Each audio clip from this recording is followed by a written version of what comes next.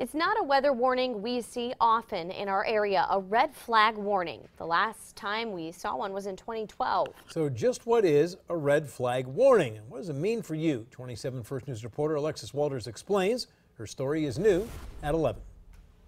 Today, a red flag warning spread across much of the state of Ohio. This warning doesn't mean there will be an outbreak of wildfires, but instead, any fires that do start have a better chance of spreading, and fast. Air humidity is lower. The humidity for the undergrowth, the leaves, the grass allows for that stuff to catch quickly. Today's conditions that cause this warning: wind gusts up to 20 miles per hour, relative humidity or air moisture as low as 15%, and temperatures in the upper 70s, low 80s. And it's areas like these with winds blowing and dry brush dead on the ground that fires can spread so rapidly. Both Boardman and Youngstown fire departments told me red flag warnings don't affect their routine, but they are on higher alert. This is something at this time of the year you should be looking at anyway.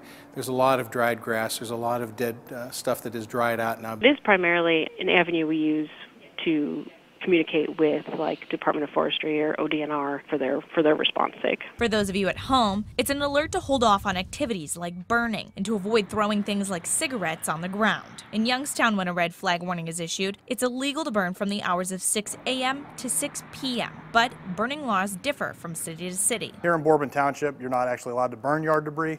The only thing you're allowed to burn here in Boardman Township is dry season firewood, and you have to keep it in a 3x3 container. Neither Youngstown nor Boardman departments have been called on brush fires today, but they have had reports of people burning that they've had to put out. Try to instruct them.